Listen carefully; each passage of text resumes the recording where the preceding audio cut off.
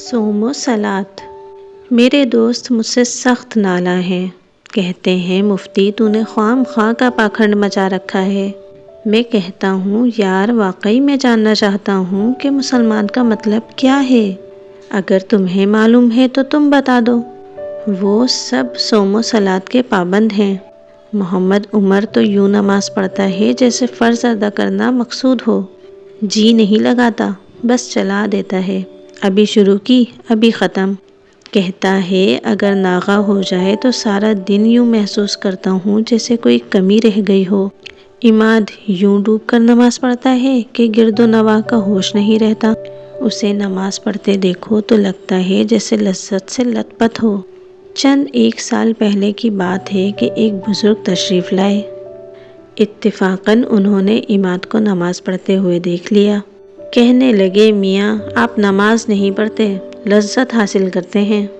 مسعود بولا عالی جا جب یہ نماز پڑھتا ہے تو لگتا ہے جیسے بڑا ہی شیریں آم چوس رہا ہو۔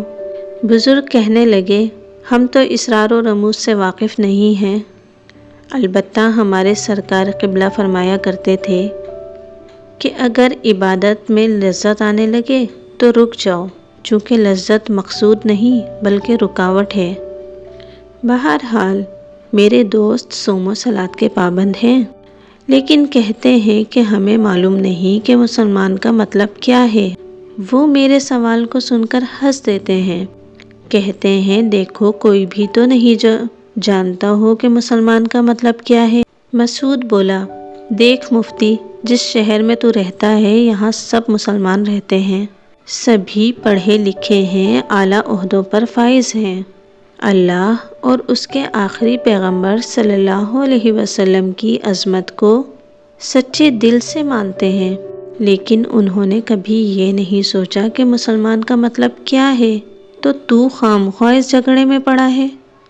اچھا فرض کرو تمہیں پتہ چل جاتا ہے کہ مسلمان کا مطلب کیا ہے، تو کیا تو سنجیدگی سے اپنی زندگی کو اس کے مطابق ڈھال لے گا؟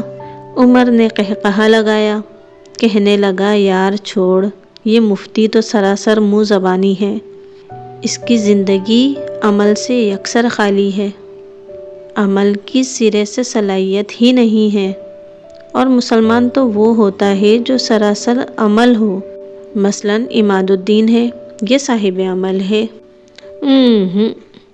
مسعود نے کہا عماد تو صرف صاحب عبادت ہے، صاحب عمل نہیں، مثلاً یہ ہاتھ کا کھلا نہیں ہے، جب دینے کا وقت آتا ہے تو ہاتھ رک جاتا ہے، مسلمان کا ہاتھ نہیں رکتا، توفیق ہو یا نہ ہو ہاتھ کھلا رہتا ہے۔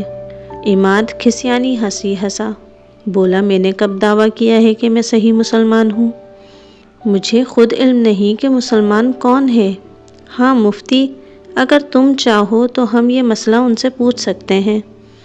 کن سے پوچھ سکتے ہیں؟ عمر نے پوچھا۔ ایک صاحب دین یہاں تشریف لائے ہوئے ہیں، عمر رسیدہ ہیں، صاحب علم ہیں، محترم ہیں، اگر آپ چاہیں تو ہم ان سے فون پر بات کر کے حاضری کی اجازت طلب کر سکتے ہیں، ان سے بات چیت کے دوران ہم ان سے سوالات پوچھ سکتے ہیں، ممکن ہے وہ تمہیں مطمئن کر سکیں۔ عماد نے صاحب دین سے اجازت حاصل کی اور اگلے روز ہم چاروں ان کی خدمت میں حاضر ہو گئے۔